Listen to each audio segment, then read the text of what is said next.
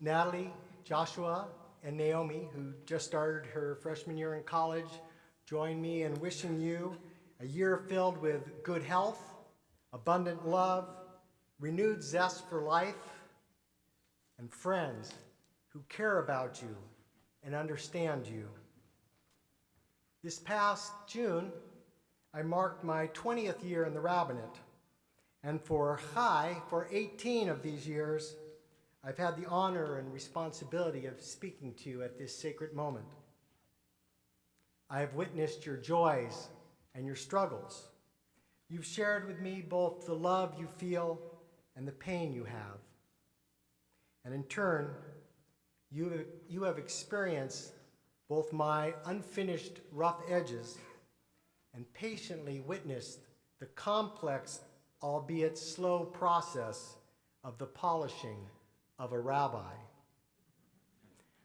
I'm not exactly sure what a polished rabbi looks like, but there is one member of the congregation who once, while I was standing at the Oneg Shabbat table and not really paying much attention, took a carefully folded napkin, removed my kippah, and started buffing the top of my head. He thought it was funny.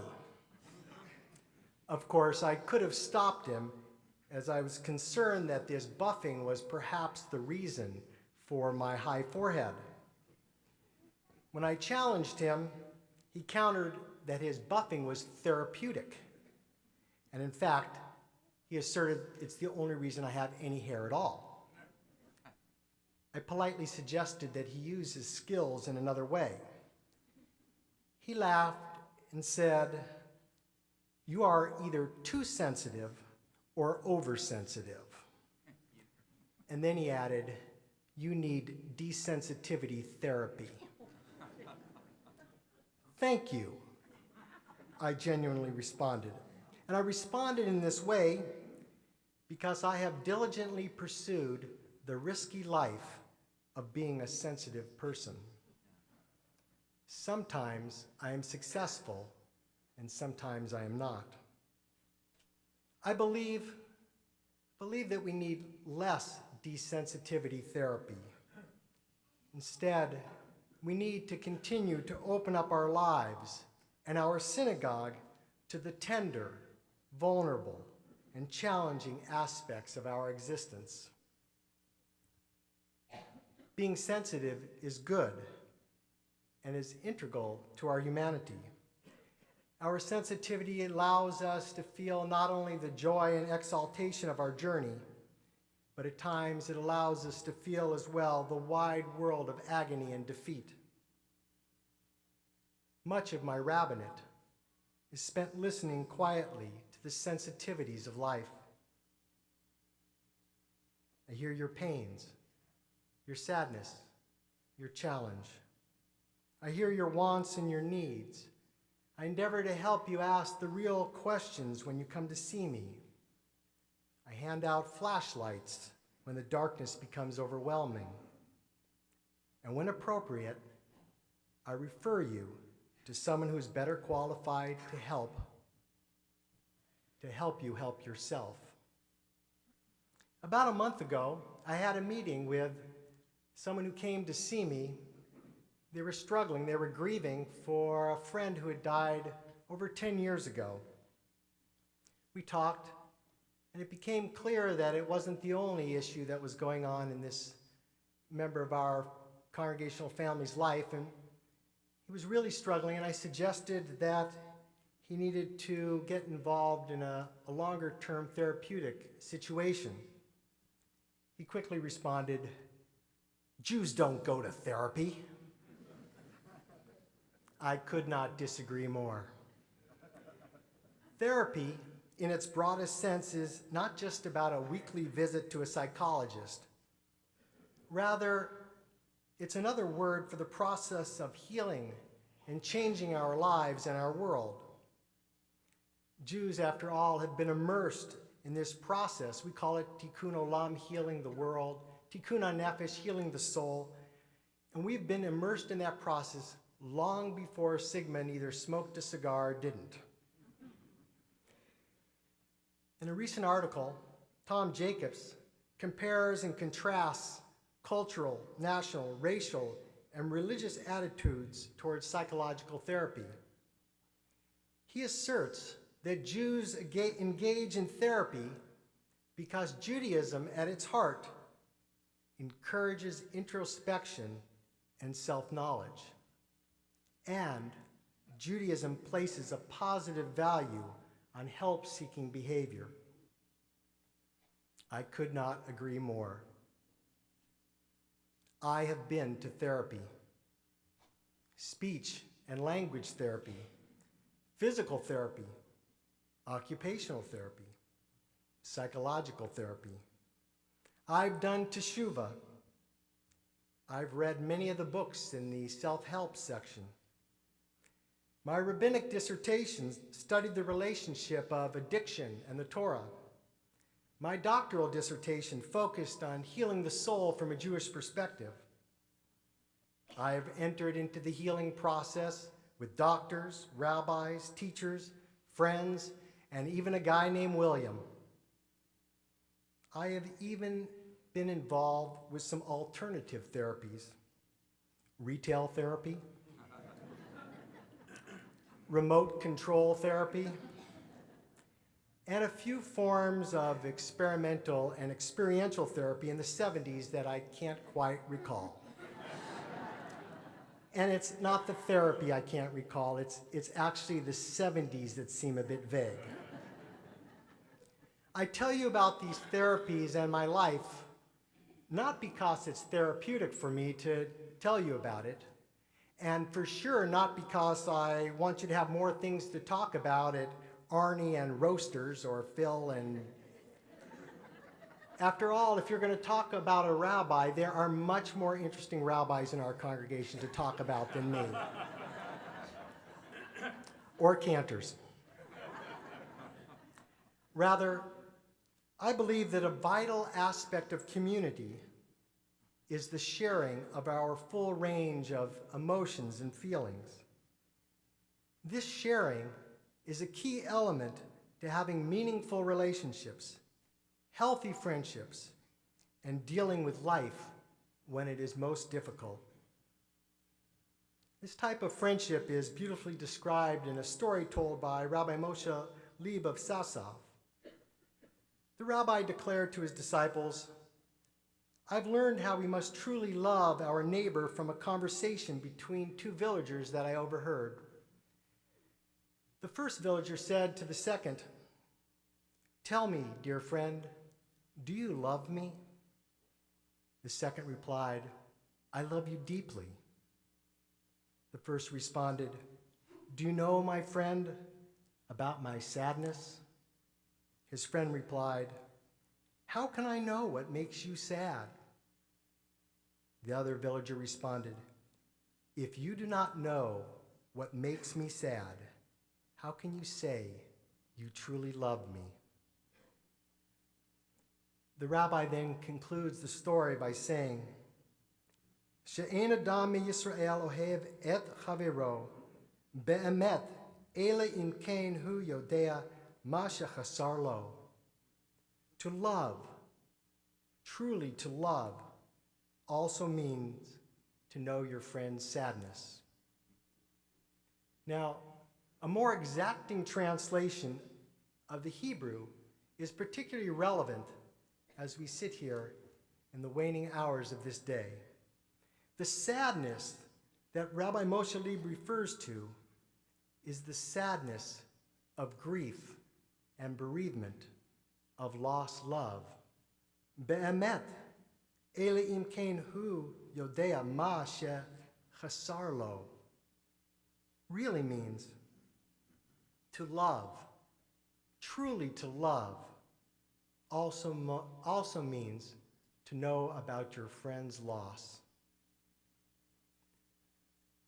This true love requires us to know the full range of our friend's emotions, both the peaks and the valleys, and be willing as well to share the peaks and valleys of our own lives.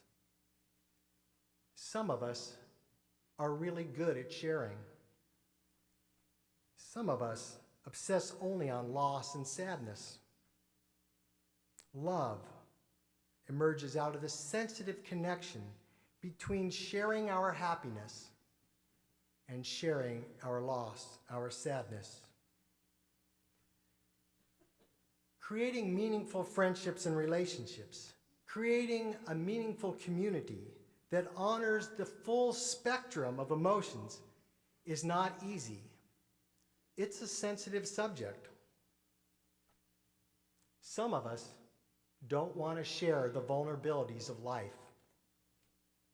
Some of us don't know how to share. And some of us would prefer that I change the subject altogether.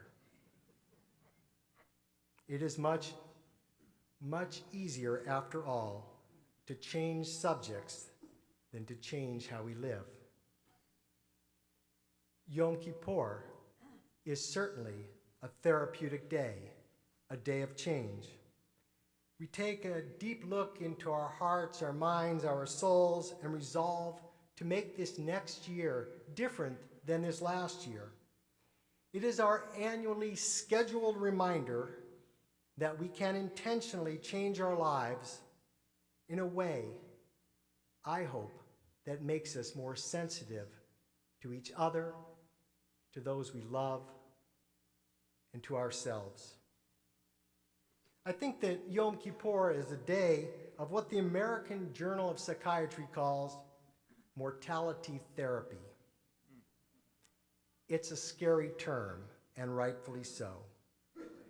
Mortality therapy has many names: close call, tap on the shoulder, soulful reboot, wake-up call, and the near-death experience. Whatever name you call it, it is the process of being awakened to the beauty, wonder, and potential of the world by glimpsing for a moment our mortality or the mortality of someone we love. Mortality therapy certainly scares some, and yet it can be the tipping point to significant transformation. I was first introduced to this term mortality therapy on a 5-day, 3-night trip to Israel, Egypt, and Jordan that I took with 55 rabbis about 12 or 13 years ago. And we were in Cairo, standing out looking at a gigantic cemetery. And it's different than the cemeteries that we're familiar with because attached to each of the grave sites is a little room, a little hut, if you will. And the tour guide said that when families come to visit their loved ones, they often spend the night in the cemetery. The tour guide said, "This is where Egyptians come for mortality therapy. Everyone who spends the night in the cemetery seems to have less to complain about the next day." While I have spent many beautiful evenings under a starlit sky, camped on the side of a mountain or by the side of a lake, I have never camped out in Star of David or Mount Nebo or Lakeside. However, I always leave the cemetery after a funeral or an unveiling or after a visit feeling changed. And I feel the same way about Yom Kippur. All day long today, we think about the past, the present, the future, and we ask ourselves deep existential questions. Questions like, who will live and who will die? The prohibitions of this day are designed to help us free up space in our lives for the hard work of remembering the lessons of love, of loss, and of life. And so we dress in white shroud-like robes, and we pretend that we are near death. No food, no water, no bathing, no sex, no work. I don't like to fast. I am not crazy about going without a shower or sex. I can tell you, I am definitely thirsty. But the most difficult part of this day for me is refraining from work. And by work, I don't mean coming here to temple. I don't mean making money. I think the rabbis mean stopping for one day the creative process of our lives. It's not easy. I love building and creating. As a child, I used to spend hours in the basement with my dad, building, creating, sanding, painting, drilling, sawing, hammering, nailing. He taught me how to read directions and how to throw out those directions when they didn't help. He taught me to respect power tools and the power of the tool we call respect. He prepared me for success in 7th grade metal and wood shop. And he taught me to humbly accept the only failing grade I ever got in school. Yes, in 8th grade, I got a D in mechanical engine repair. Some of you may ask, a D? I thought he said he failed. To a Jewish family, a D is failing. Yes, in 8th grade, I got this D in mechanical engine repair.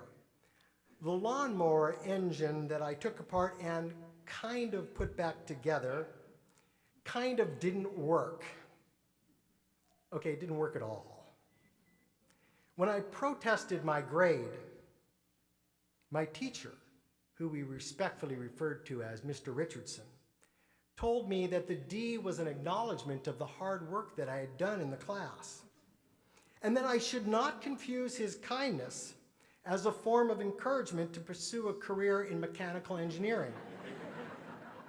He told me that I would make a wonderful carpenter or architect or a teacher, but I should stay away from engines. I began an impromptu extended protest. He held up his, gotta do it right, he held up his hand, not just to quiet me, but to remind us of what he told us on the first day of class. He said, most of what you whine about in life is just not that important. Mr. Richardson, you see, like many shop teachers, had been accidentally pushed by a careless student into a large saw, which is why he only had 3 fingers. I stopped my protest. I met Mr. Richardson's distant cousin in 1987 on a kibbutz near Haifa in Israel.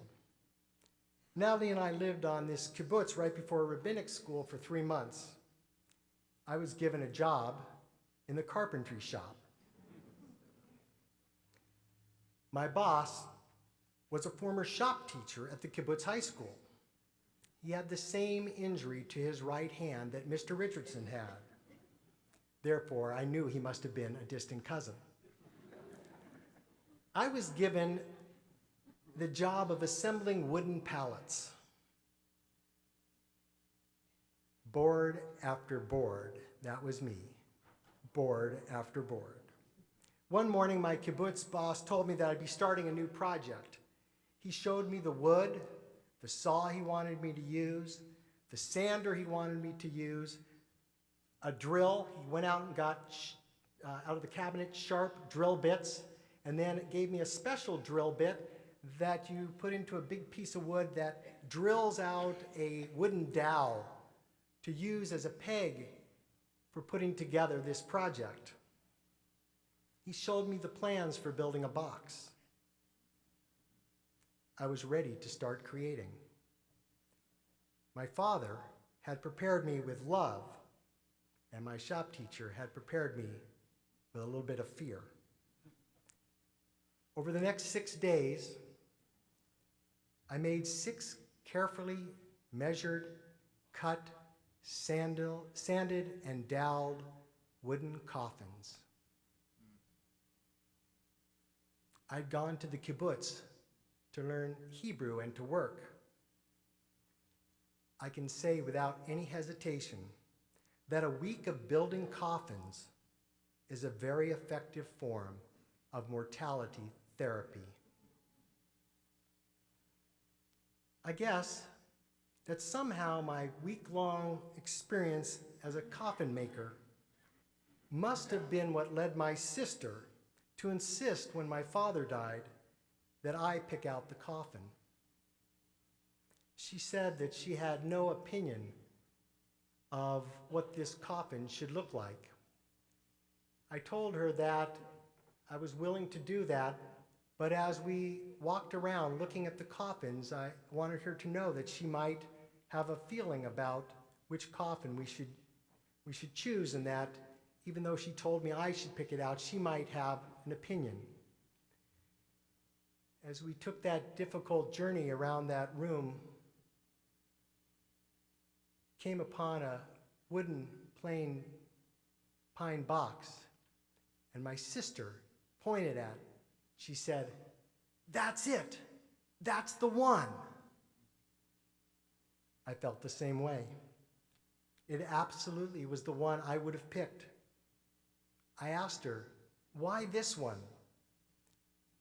She responded, "If Dad had been a coffin maker, this is the one he would have built in our basement." Be'emet, ele im kein hu yodea, ma chasar lo. To love, to truly love, also means to know your friend's loss. And my sister truly loves me. She is not only my sister, but she's my friend. This holy and therapeutic day, and especially Yizkor, is both love and loss, and the connection between the two.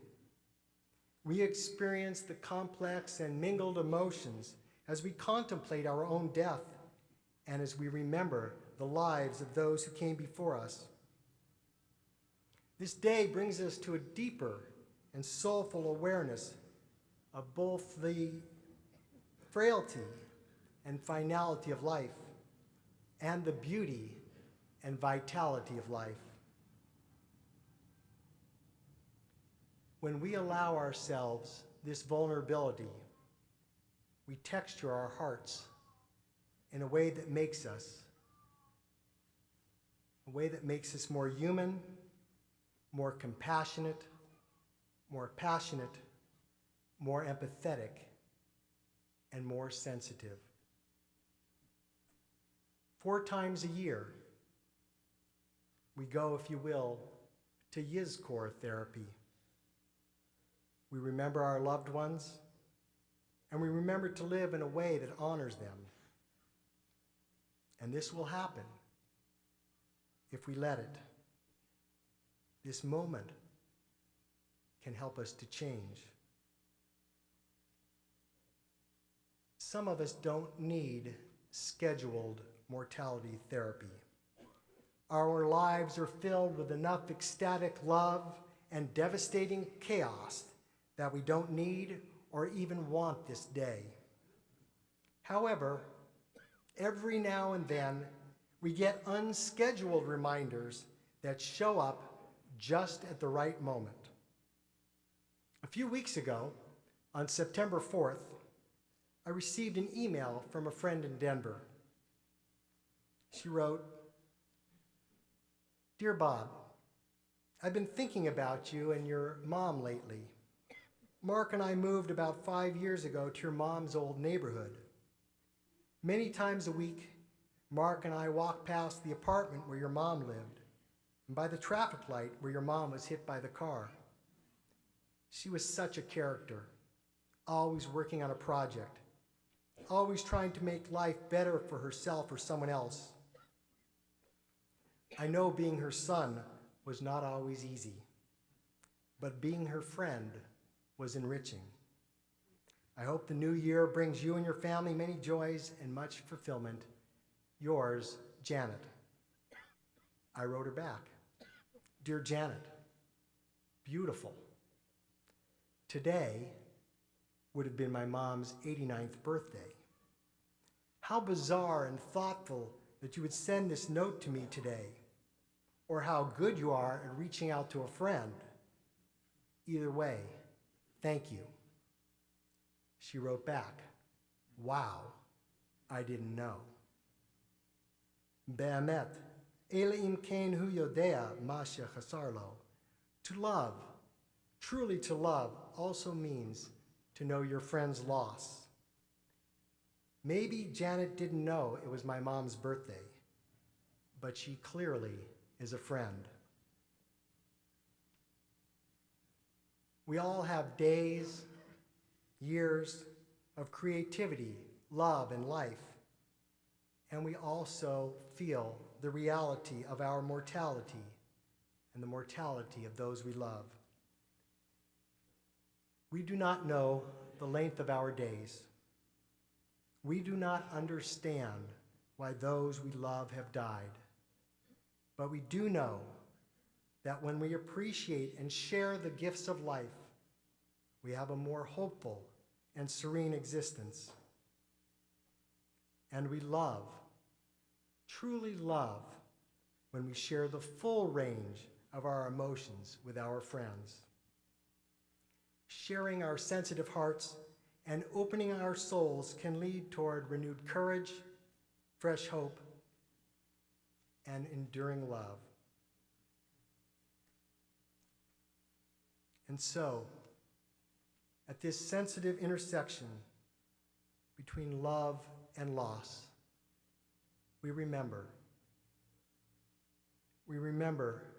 our mothers, our fathers, grandparents, aunts and uncles, friends, lovers, wives, husbands, partners, brothers, sisters, sons, daughters. We remember all who came before us.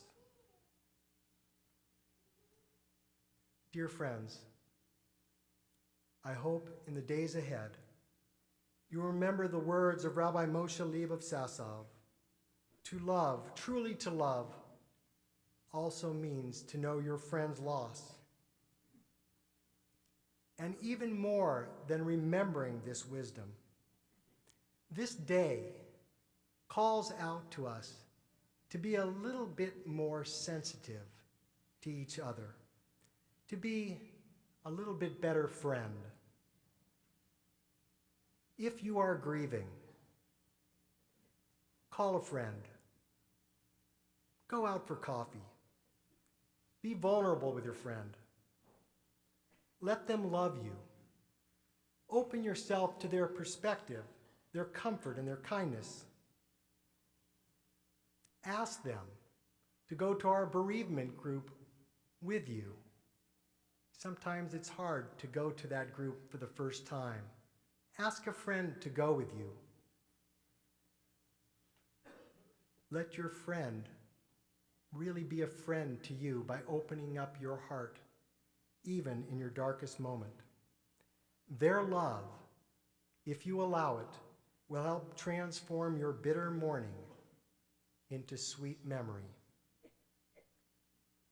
And if your friend is hurting, and there are many in our congregation that are hurting, don't wait for their call. You be the one who picks up the phone. If they don't answer the phone, get in your car, knock on their door, take them by the hand, and listen. Just sit with them and listen. Your loving presence will be an unselfish act of true comfort and friendship. Be'emet, be'emet, ele im ken hu yodea ma shechasar lo. May your precious memories be a blessing. May you have a friend who truly loves you, and may you be a friend to those you truly love. Amen.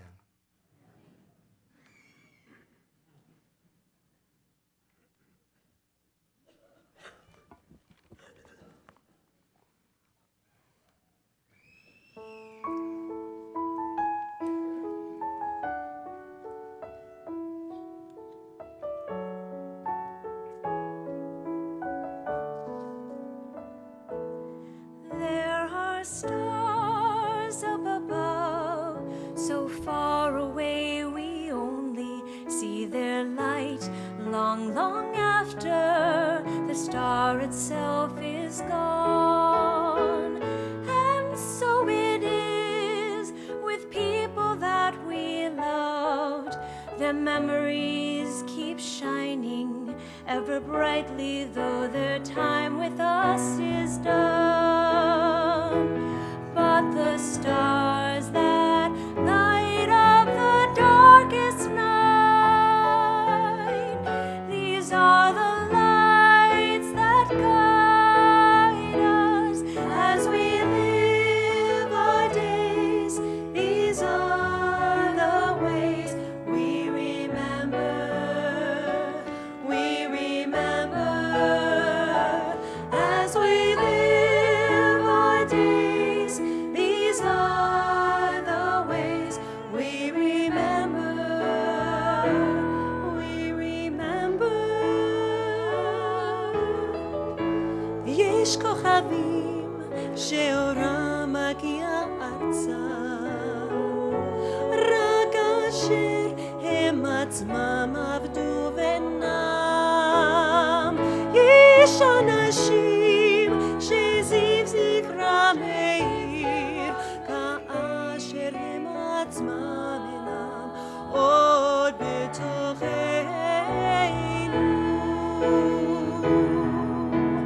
אורות שלי המאבקים בחשכת הליל, הם שמראים לאדם